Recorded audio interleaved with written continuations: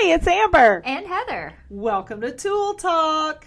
Yay. Yeah, we're here today. So since we talked to you about how to find a great personal trainer, I mean, obviously we're here at the Training Tool, but if you're looking out there, trying to find somebody else, all right. But we wanted to share some bad trainer stories. Wah, wah, wah.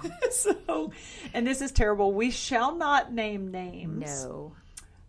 And, hey, I'm going to be honest. Back when I first began, I made some mistakes. I made a lot of mistakes. I'm sure I still make mistakes.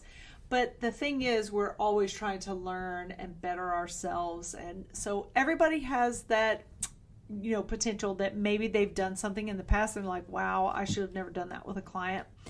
So hopefully these trainers have learned better and moved on. But we're going to share stories anyway. We have stories. So I'm going to tell you about a client who came to us, and her goal was to lose weight. And she had worked with a local trainer, and she told me that. And she was like, I really needed to get away from him. It was a bad situation. And she was telling me that she came in and she was complaining because she had not lost weight. So he told her that she needed to eat nothing but chicken and watermelon.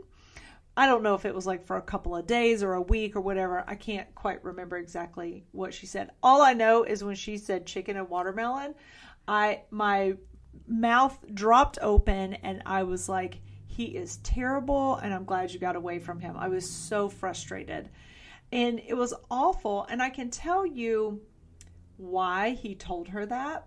Number one, chicken is protein. Number two, watermelon is a fruit, but it is full of water, hence the name.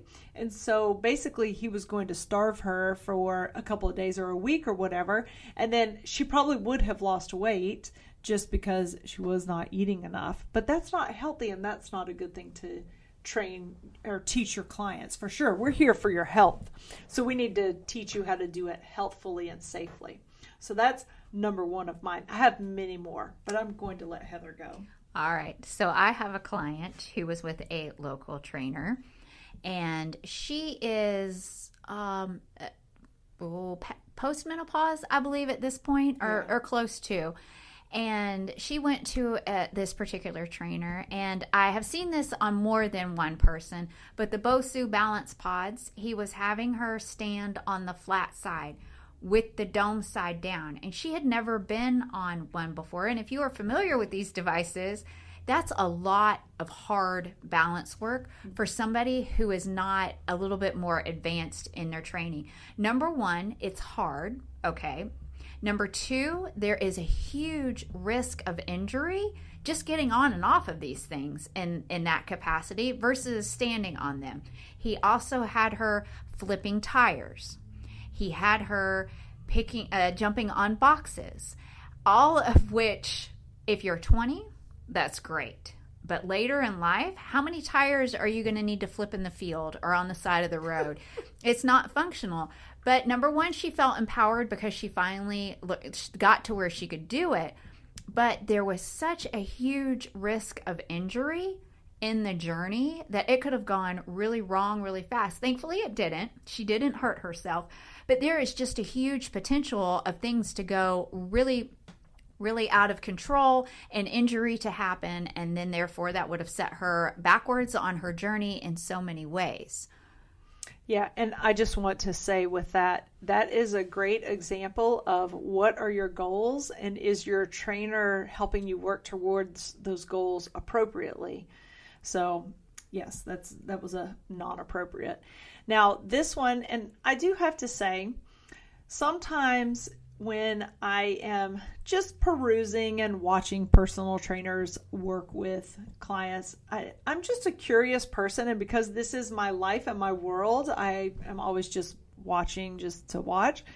And I'm in gyms all over the place because I do travel. And so I just find it interesting to see how people work with other people. I know that I don't know the backstory with that client. I don't know where they've come from, so I'm going to say that up front. But there are a lot of times that I watch something happening and I'm thinking, if I were the trainer in that situation, I either would not do that or I would change the exercise. So I was working out one time and I happened to be in a space, I think I might have been stretching. And so this trainer was working with a woman. I'm going to say she was probably 50s, late 50s, early 60s. And she had the woman, and let me say that the woman was overweight, and that matters for this story. And she had the woman on a foam roller. Now, the foam roller, it was one of the long ones, and she had her lying down, so her spine was along the foam roller.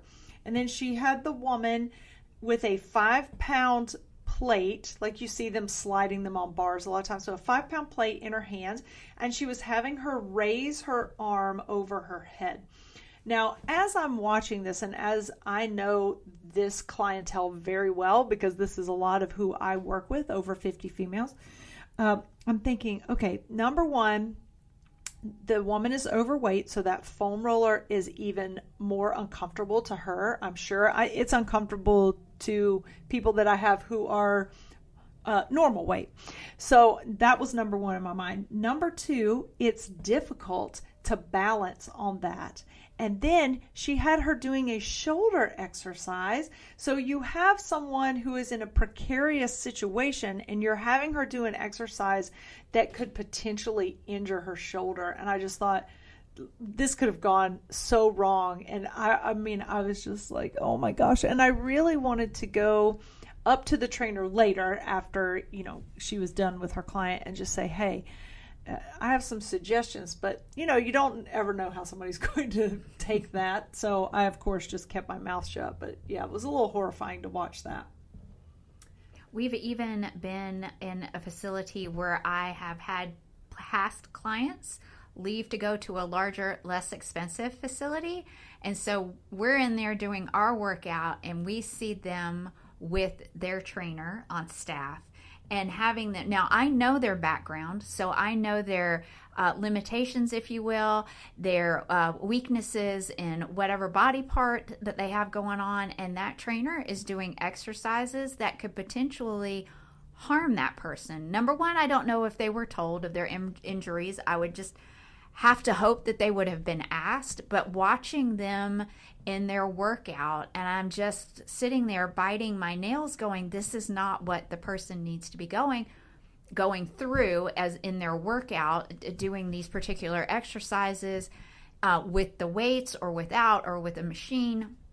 But just knowing that they left for, again, a cheaper option. Yeah. And basically, I have to say they're getting what they pay for it. It doesn't matter where it is or who it is, but not all trainers are built the same. No. And just because they have personal trainer in their name or they're with a larger gym does not mean that it just carries no weight at all. Mm-mm. No, and unfortunately, a lot of times, and I've worked in big box gyms, so I know what it's like. And there's some great people that work in big box gyms. I don't want to take that away from anybody because there's great fitness professionals all over this world working in many different situations. But if you think about it, a big box gym has a large volume of people who come in, and there's a large volume of people who want personal training. And so many times you will have them, and I've watched it happen at this one particular place where I go. They'll pluck somebody off the floor who maybe looks really good or is very consistent in their workouts.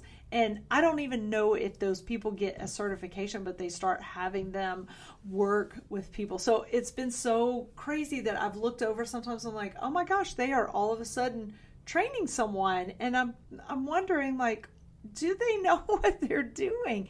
But it's just because they have to fill that need. So they're just trying to get as many trainers on staff as they can. Because, we can only work so many hours a day.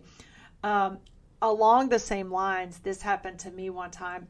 I had a client who left me, and it actually, there have been a few of my clients that have left me, and it like broke my heart because I really wasn't sure why they left me. And I was, my thing is, if I've done something wrong, I would want to know so I could hopefully make it right or apologize or whatever. So I wasn't sure in this situation. So I already was upset that this client had left me. She had been with me for a really long time, like 6 years.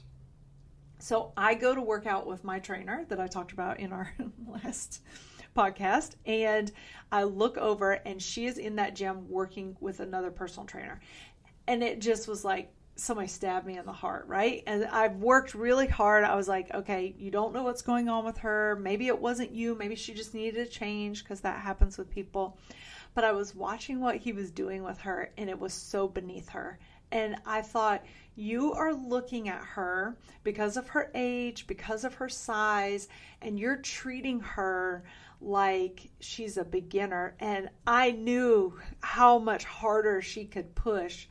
And I just was thinking, like, you're paying him for him to sit you on a bench and for you to work with bands when you're so much further advanced than that. So I've been in that situation too, where I've seen someone else that I trained go with another trainer. It's heartbreaking, because it's not like we're mad because they left. We're heartbroken because they're not able to reach their potential, and we know what their potential is, and we care. Yes, it is. And it is like breaking up with someone. And I always, you know, I've had many clients leave me, and I've had many come back. But that's the thing, is that I always tell them, like, I just want you to keep going. Like, don't stop. I want your health to be important. But it is hard with some of them that you've spent time and energy, and you've shared your life with them. You know, we share a lot of special events in people's lives and terrible events, and so you make a friend through this a lot of times, and it's just difficult. I have another one. Do you have another one? No, I don't. Okay, so this one is, this lady was late 60s. I think she was almost 70. She was probably like 69 years old. She had worked with a trainer prior to me, and she found us, and she came in, and she was telling me some of the things that she used to do with her old trainer. And then she tells me, yeah, he made me do the duck walk. And I was like, the duck walk? And in my head, I'm like, is this what she's talking about? Or is she calling an exercise a duck walk? And we're thinking of two different exercises. No, it was what I thought. It was squatted down all the way to the floor, and you're walking like a duck, right? So she's like, yeah, he made me walk all the way across the floor like that. And my question was, why? What is that doing for you? Yeah, we need to work on ankle and hip mobility. I don't know if maybe that's where his thought process was, but there's such better ways to do that. I just thought, why do you have a lady in her late 60s duck walking across the floor? How is that functional for her? Now, you might have her squat down like that to pick up something, because she would do that in real life. But as far as just going across the floor almost as like a torture, it just makes no sense. So we have seen some things. We're like that commercial. We've seen some things. It's like, no, what are they doing? But then I've also seen some really great things. And I was like, oh my gosh, that's such a good idea. Look at them. They're being great with their client, and you can see that connection, and they're enjoying each other. That's also good to see too. But yeah, sometimes those bad trainer stories, and if you have any, we'd love for you to share them with us. Please comment. Yeah, comment, or you can email us. We would never share your name or your trainer's name, because, that's not right to do that. But we'll do a whole nother podcast on we will. Bad trainer stories if you want to share with us. And I have others where trainers have been inappropriate, but we probably don't want to go there. Oh man. So thanks for joining us today. This was just a little short, fun, let's talk about things that are crazy in the world. So if you're working with somebody who's doing any of those things, walk away. Get with somebody who's got a little bit better background for sure. Hope you're having a great day, and we'll see y'all on the next one. Like and subscribe. Yes, please. Bye. Bye.